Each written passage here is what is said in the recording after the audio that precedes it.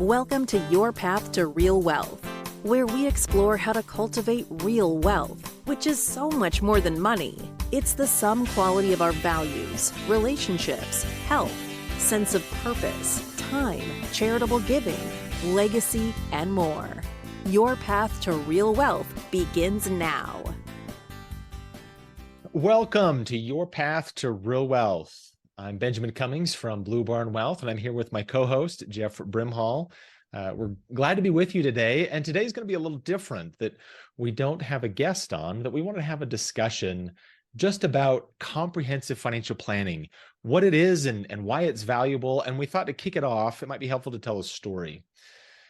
So a few years ago, I remember waking up one morning and feeling a lump on the back of my head that I didn't have before. I don't remember feeling it before.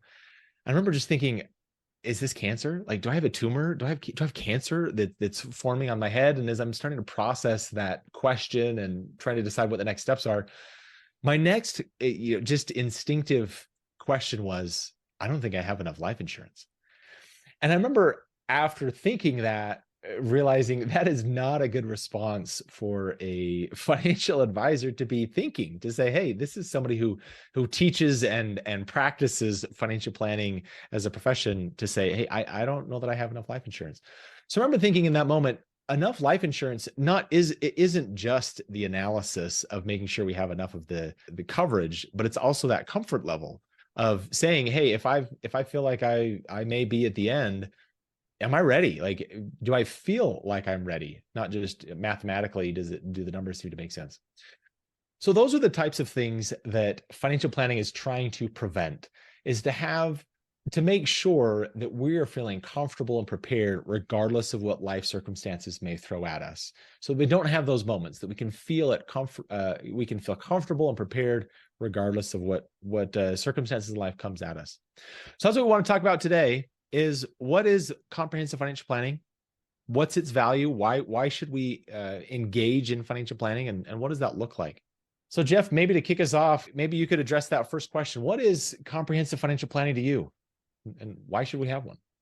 Yeah, thanks, Benjamin, for sharing your story. And I'm glad that lump on the back of your head wasn't cancer and that you're still with us and you had a chance to get all the life insurance that you needed. Maybe let's just talk briefly about how many people actually have a plan, because Schwab did a survey back in 2021, and they showed that only 33% of Americans actually have a written financial plan, which is pretty crazy. So you're not alone. When you were worried about your life insurance, there's a lot of people out there that if they woke up with a lump on the back of their head, they wouldn't know if they had enough life insurance or had a plan in place for them for whatever may happen after that. And some of the reasons people gave for not having a financial plan is because they didn't think they have enough money to even plan for. They thought that they weren't wealthy enough or had enough assets to even make a plan, or they felt like they didn't have enough time, or it was too complicated. So hopefully the things we talk about today will help people understand that there's not a certain amount of money you need to make a plan, and it doesn't have to take too much time, and it doesn't have to be that complicated, that working with an advisor like Blue Barn Wealth or others, that you can put a plan in place without too much time and complication that can help you feel comfortable in case you wake up and find that life turns out slightly differently than what you were expecting. I think one of the other things that highlights, Jeff, is part of the value of the plan is that it's dynamic, that as life circumstances change, we can change the plan. That I think sometimes people feel a little rigid of like, wow, I don't know what the future is going to bring. It's like, well, that's why we plan, is we build a plan and then we adjust that as we go. Yeah, I think that's true. Most people feel like, I don't want to commit. I don't know what my goals are. I don't know what I want my future to be like. And they get a little concerned that it's if they write it all down, that it may change, or maybe it holds them accountable to something that they're not sure that they can accomplish. And there's a lot of emotional commitment, I think, that goes into writing something down and creating a plan, and people may feel a little scared of that commitment. So one of the other things along these lines that I think of in terms of what is comprehensive financial planning, I see a lot of value in just bringing all the aspects of your financial life into one place. And that's something that we talk about doing for our clients, is making it easy that if you need to, You have access to all the information that you need in case of an emergency. I think a great example is that I tell my wife now that we've got things in place and everything, is, hey, if I die, call Blue Barn Wealth, because they know what the plan is. It's all documented. They have it available, so she doesn't have to worry about what happens if I'm gone. That the plan's in place, it's documented, it's shared so that others know it, and that they can figure out, okay, what does life look like now that I'm gone, as an example. And so I like that part of it is just having it all in one place, that we don't have to try and go find things in case of an emergency. Yeah, I think one of the key benefits of having a financial plan is that simplifying your life, organizing it, putting everything in one place, you know where to find it.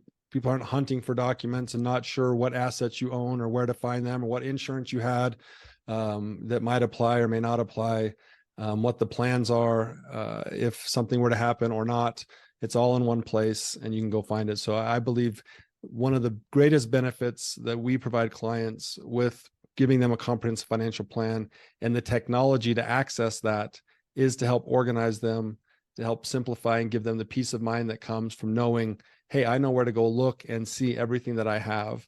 I know where to go get the documents that I need if something were to happen. I know who to call or who to have my spouse call if something happens. And so I would agree with that, Benjamin. As we think about the benefits of financial planning, I often think in terms of both the quantitative factors. I think because we're dealing with finances and money, I think it's easy to kind of default to the idea that, well, I need to look at, does it financially make sense to create a financial plan, to hire an advisor, et cetera? And so it's easy to kind of focus on those quantitative factors. But I think also an important part of this is those qualitative factors. Is what are the benefits of engaging in financial planning, in hiring a financial advisor, beyond just the financial considerations? And I think that peace of mind and that simplification is a big benefit. It's having comfort in knowing that you have a plan in place and that you're more living your plan rather than wondering and always fretting over whether or not things are going to work out. Well, you have a plan that's adjustable and dynamic, and we can make changes as we need. But that peace of mind and that comfort in knowing that you're headed in the direction you're wanting to go, I think is incredibly valuable, even though it's really hard to quantify what that value would actually look like. Yeah, so maybe let's talk specifically about what's involved in a financial plan, how someone can get started, what process we take clients through in order to create a financial plan, and what that looks like when we're done. So maybe just to give, to start off the conversation, and feel free to jump in at any time, but our goal when we meet with a client is to really learn about them. Like, we don't have a set or standard financial plan that we put together for everybody. We customize the financial plan to the individual client, but it is comprehensive in the sense that we want to take a look at everything about that client, from their assets to their insurance to everything that they currently have in place, and the things that their current behavior, how much they're currently saving, and all of that. And then we want to make recommendations based on where they want to ultimately end up and the goals that they have, make recommendations to help them get there. And so we have a whole discovery process where we ask questions specific to their future goals and desires and dreams, so that we can understand, where do we want to ultimately end up? Where does the client want to ultimately end up? And then we can put a map in place, a plan in place to help us get there. Benjamin, I know you teach a capstone class at the university, and you're the director of the master's program. And so you're teaching students how to create financial plans. And maybe give us, from your perspective, both as an advisor working directly with clients and as someone who teaches students how to create financial plans, on some of the key pieces of a comprehensive financial plan. Yeah, thank you. I think one of the foundational pieces that you just talked about, Jeff, is the goals. Is what are the goals of the client? And one of the things that I like to discuss in our capstone class is I pose the question to our students: what is the role of the advisor in helping clients craft their goals? And as we discuss, ultimately, the conclusion that we typically reach is along the lines that It really depends on the client and where they are in their process of figuring out what they want themselves. Sometimes clients may not understand what's possible, and so part of the advisor's role is helping them figure out what's feasible. Part of it may be helping them understand that they don't have to fit their goals and their objectives into some preconceived box or notion of saying, well, everybody retires at 65, right? So shouldn't I be aiming to retire at 65? That there is no set path that somebody has to take. And so I think part of the role of that advisor is helping peel back the expectations that maybe shouldn't be there or don't need to be there. So I think a big part of this is the goals that commonly coalesces around retirement, education funding for kids, and what kind of a legacy they want to leave either to their children or to charity. But it could include other things. Maybe it's considering weddings for kids. It often includes travel, but doesn't have to. People often have this, again, preconceived notion that retirement involves travel and has to involve travel, but it doesn't. Some people may not. Maybe they don't want to travel. That's not something that's part of their vision of what retirement looks like. And that's okay, that we want to craft this plan according to what they want. A big part of these goals also involves giving. Is what does that look like? Is that giving resources? Is that giving time? Is that giving domestically? Is that giving internationally? And so helping people figure out what is it that they really want, I think, is a big part of this. And something that I often tell my clients also is help the clients dream. I think one of the fun things about being an advisor is helping clients dream about what might be possible. Again, given their limited resources, that's what we're doing is we're planning within the constraints of the resources that they have or will have throughout their life. But that I love the idea of helping clients accomplish things that they otherwise didn't think were possible in their lifetime. And I think that's one of the big benefits as well, is all about those goals that we can accomplish. Yeah, and I like to go through a process, especially with a married couple, where I ask them a series of questions and I have each of them write down what their answer is independently on a piece of paper and ask them the series of questions and ask them not to look at each other's answers and not answer, together. And then we go back through and have them read their answers. And it's fun because a lot of times they haven't even thought about these questions before and they haven't come up with a plan together. And so it's fun for each of them to be able to hear what the other person thinks and write it down. And one of the questions I like to ask, Benjamin, to your point, is what are one or two things that you would like to accomplish in your lifetime that you don't think are possible? And just get them to start to reach out there and think bigger than what they've normally thought and think, man, if I could, if I wasn't limited by the resources that I have, this is something I'd really, really like to do. And then part of what we can do is figure out, is there a way to put a plan in place? Is there a way to help them invest or save or change some of their current behavior such that we can make what they currently think impossible possible in their life? And if we can do that for people, it brings so much satisfaction to allow them to accomplish even more than they thought they were capable of doing. I think an example of that, Jeff, is one of my students this semester, they were working on this plan for some of their pseudo clients that we provide real financial plans in our class, obviously for educational purposes, and we keep confidentiality and everything. But with these students, they were working with this couple who have some really good pensions, but they were very worried about being able to retire. They thought they'd have to work the rest of their life. And I said, I think something that might help is calculating an estimate of what the current present value is of what their pensions are going to be worth, what their pensions are worth in the future. Because I don't think they're really understanding the value that they actually have accumulated because of where they work, that they've got these great pensions. And so in their final presentation, they said, hey, as we calculate, we looked at what you're expecting to receive from Social Security for each of you and your pensions for both of you, that we're estimating that to be worth $2.7 million in today, that you're sitting on this essentially a nest egg of $2.7 million. And I just think, to me, like, that can be empowering to somebody to realize we don't have much saved. We don't have a whole lot of resources. So we kind of have this perception of, I don't know how this is ever going to work because we just haven't done great at saving, to then turn around and say, no, you've actually got almost $3 million worth of value that is going to be coming to you in your retirement years. What does that feel like? What does that look like? And then suddenly it's a complete paradigm shift to help them understand that my circumstances are very different than what I originally thought. Yeah, I think helping people understand, what they have and what they need, and how, they bridge that gap is the key aspect. And that's cool, that story about the pension.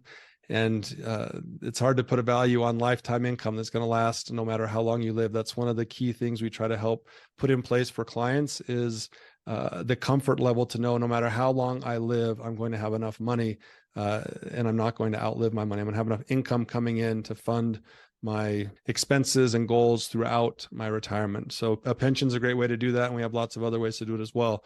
Maybe now that we've talked about goals, let's move on and talk about some of the other parts of a comprehensive financial plan. So just to list some of them off, we have investments. So deciding how you invest, what types of investments you use, for different types of goals, whether that's for funding for college or whether that's for long-term retirement, or even buying a different home, structuring the investments to meet those needs, provide income or growth, whatever it may be, taxes and tax strategies, insurance and risk management, making sure you have the right level of insurance, as Benjamin mentioned in his story at the beginning, whether that's property and casualty, life insurance, disability, and then also estate planning, making sure that what happens to your assets after you die is in line with what you would like to have happen. And then other topics such as business planning. So these are all different aspects of a comprehensive financial plan, and it really incorporates a lot of things. And maybe, Benjamin, which of those things would you like to dive into and maybe explain a little more? Maybe to key in a little bit on the taxes and tax strategies. That's another spot where I think engaging in this planning process can add a lot of value, because taxes are something that we all pay or we're all involved in, but understanding the tax code is a way to help minimize those taxes. And so I think it's really thrilling to be able to find some ways to help clients minimize their taxes, whether if they're giving, are there ways that we can help them give more efficiently? If we see their tax return, it's looking at their return and thinking, are there ways for us to maximize deductions or credits to be able to reduce the taxes that they pay?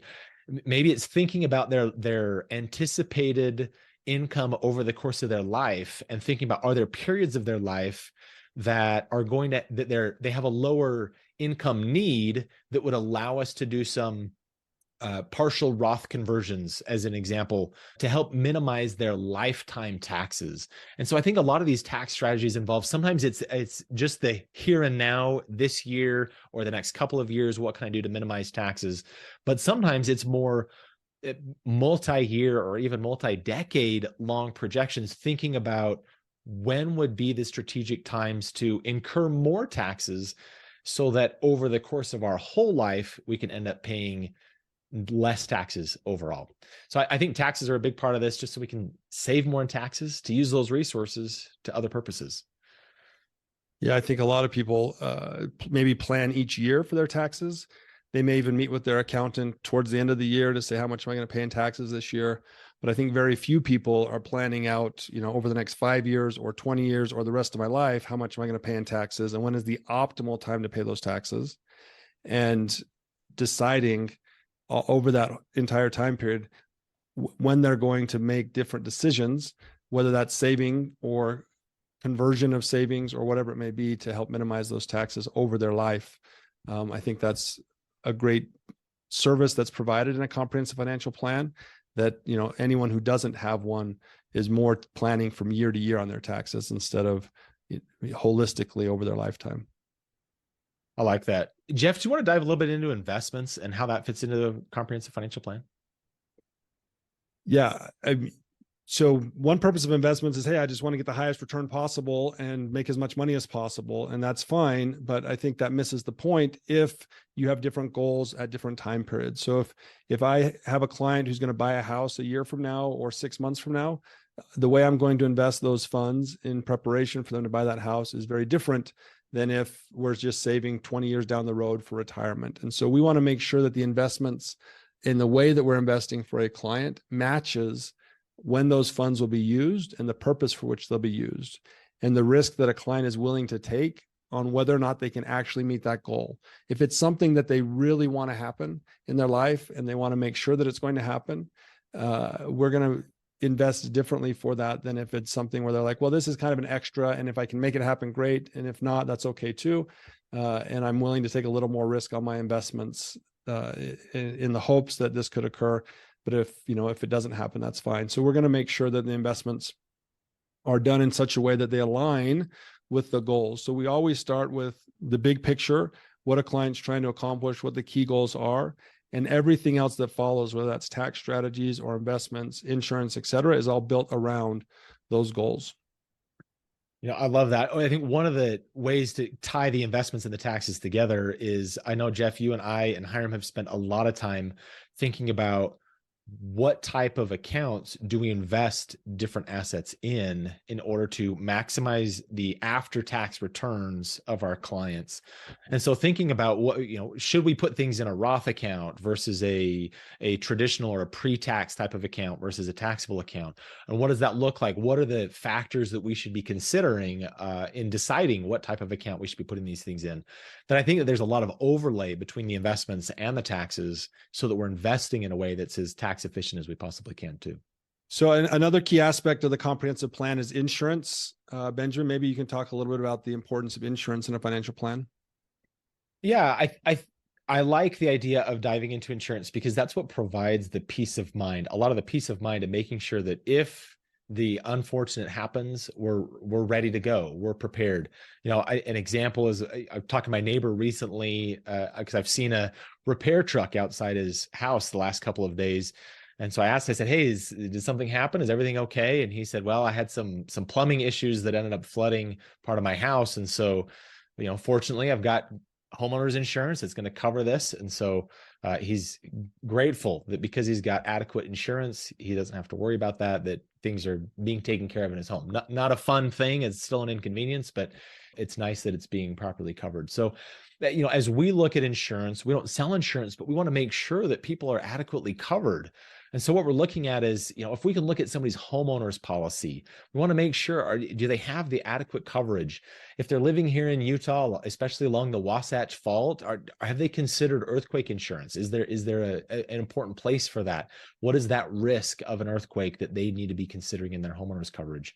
On the auto, are they adequately insured? Should they be considering what liability levels do they need to make sure that they're protected against potential lawsuits or damages? If an unfortunate tragic accident were to happen and they were responsible for this, are they going to be in an okay spot for that? One of the stories that I share with my students is about a friend of mine from college. When she was a teenager, when she was about 16 or 17, she was taking some balloons to a friend to celebrate the birthday. And so another teenage driver was driving the car.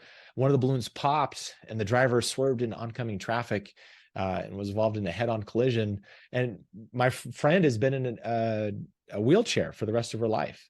And so when we think about auto insurance, we have to think about what are the worst case scenarios that we need to be prepared for if we were at fault. To certainly was not intending for any sort of an accident to happen, but now she's liable for this medical care for the rest of her life. And so thinking about and being ready for those types of tragedies is why looking at our homeowners coverage and our auto coverage is going to be so important, especially in making sure that liability protection is adequate enough to prepare for any sort of a catastrophic event. And if not, then putting umbrella insurance on top of this, of making sure that we have liability protection above and beyond what we may have on our home and our auto. So looking at property casualty overall, I think is really important. Another aspect is diving into life insurance, making sure that as we started this conversation, making sure that we have proper coverage and what type of coverage that is. So if there's a need to cover income in case we lose an income earner in a family, then how long do we need to make sure that we have this term of coverage for? And is there a place for permanent life insurance? If so, what might that be?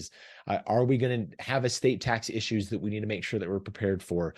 Do we have liquidity events at some point at or near death that we'd want to make sure that we're ready for, and that permanent life insurance can be a great way to provide that liquidity if that's ever needed? And then also looking at disability and coverage to make sure that, as we've talked about in other episodes, making sure that if we are disabled, which is more likely to happen than a premature death, making sure that we're ready for that, and that we don't have to drastically change our life from a financial aspect because we've got coverage in case of a disability as well. So these are all sorts of things that we want to look at and that we see as part of a comprehensive financial plan, just because we want to make sure that people are ready for the unfortunate. I often say we want to plan for the worst and hope for the best. We certainly hope that nothing devastating happens, but we want to be ready in case it does. And so I find myself saying, hey, we're planning for the worst and we're hoping for the best. And that's what I see a financial plan being a part of. Thank you. I think insurance is such a key part. It sets the foundation so that you can take risk in your other investments. You know that you have the catastrophic things covered and you're prepared for what might happen there. And then you can build wealth on top of that foundation. Another aspect is the estate plan.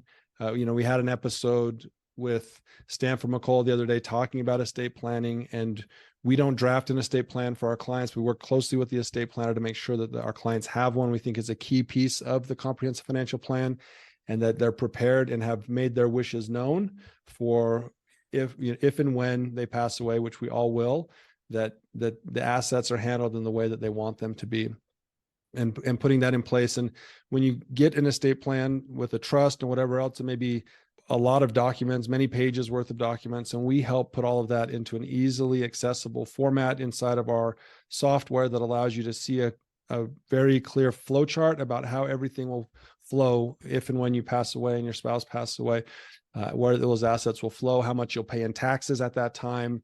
And because it's not just estate taxes you might pay, but any money that you've saved in a pre-tax account, when you pass away, that will be taxed to your heirs, et cetera. And so we'll help show you all the impact on your assets when you pass away as part of our estate planning service and as part of your comprehensive financial plan, which can be very helpful to make decisions now, knowing what the outcome may look like later as part of your comprehensive financial plan.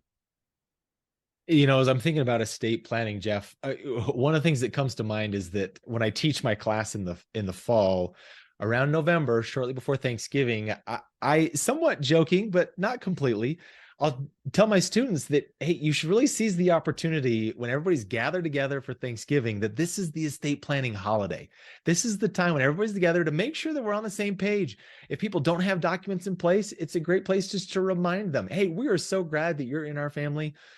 Do you have your documents in place? Are things ready to go? So while everybody's together, I can't tell you the number of times that, again, I geek out over these things, but it's a chance for me and in my own family that we've been able to take advantage of the Thanksgiving holiday is a reminder of a chance to just say, hey, here's a chance for us just to make sure are things in place, are things ready to go. So that was one thought I want to share. The other one is you mentioned the idea of flow charts. I really stress with my students the value of putting things into a visual representation, because it can be hard in estate planning to think about what's going to happen to my assets when I die.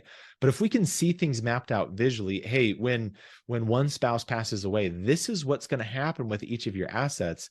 It can make things a lot more clear if we can see it visually. So I'm a huge fan of those flow charts to help illustrate how things will play out when someone passes away.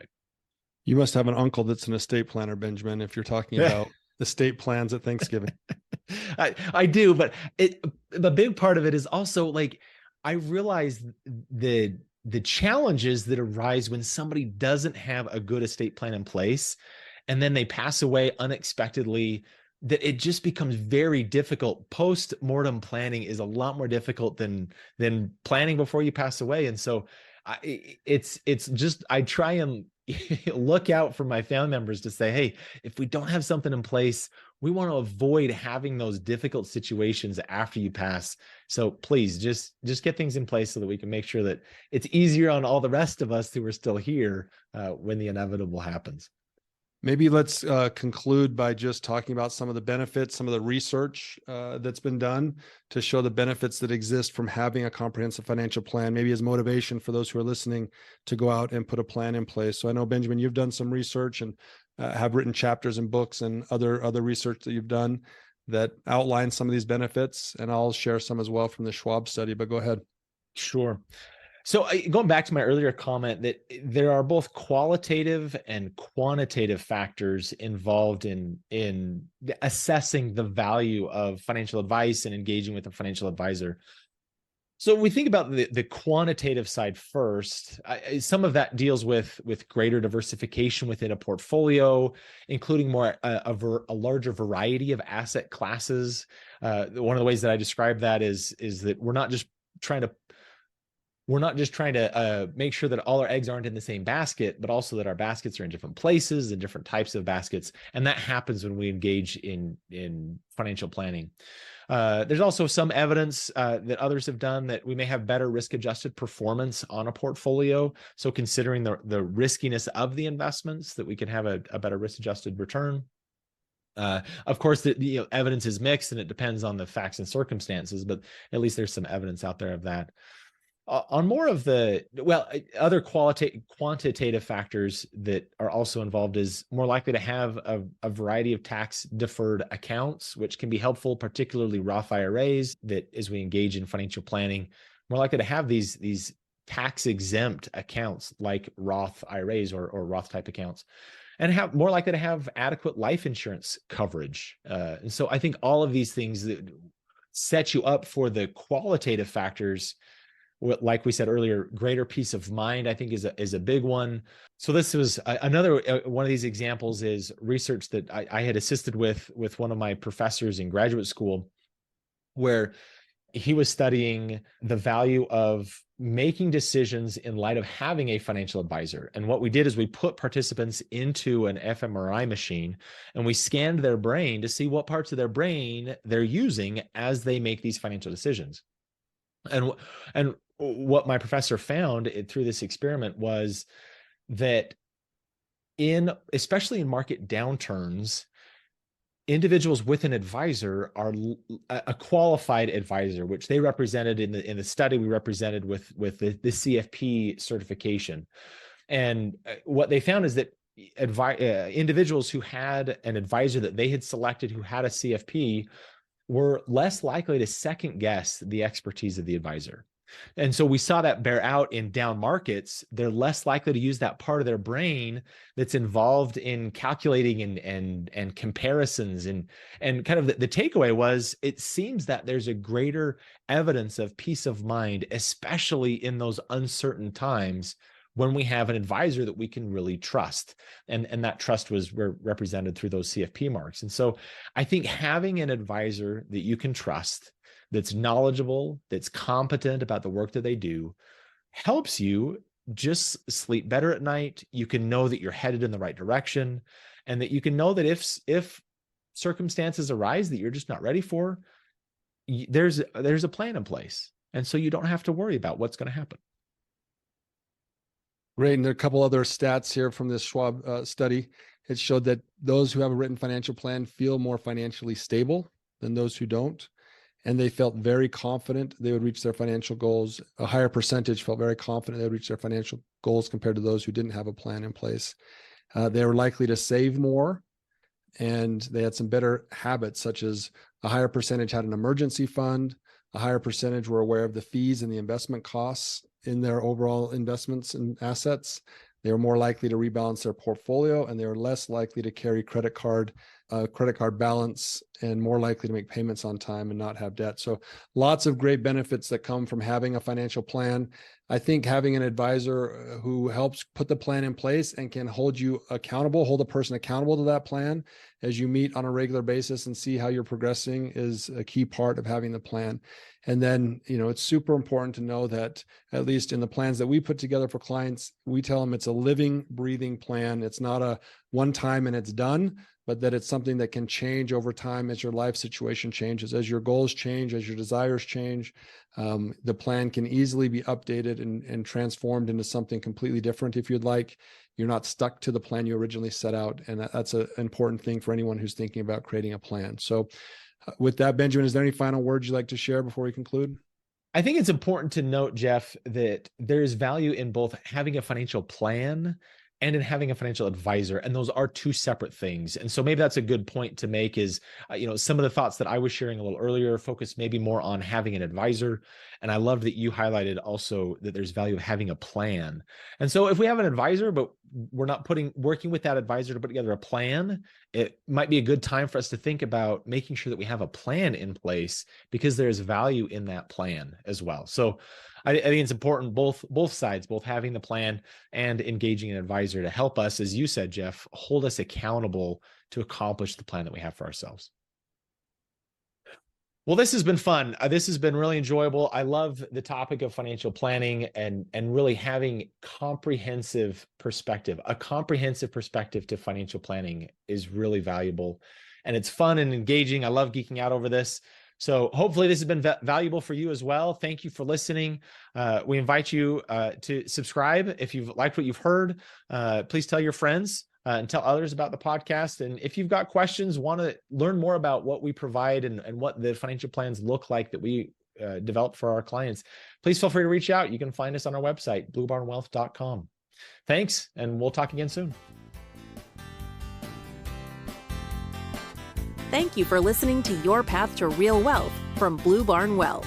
If you like what you heard, please share it with your friends and click the subscribe button to be notified when new episodes become available. The information covered and posted represents the views and opinions of the hosts and any guests, and does not necessarily represent the views or opinions of Blue Barn Wealth. The content has been made available for informational and educational purposes only, and is not intended to be a substitute for personalized investment advice. Because everyone's situation is unique, always seek the advice of a qualified financial professional with any questions you may have.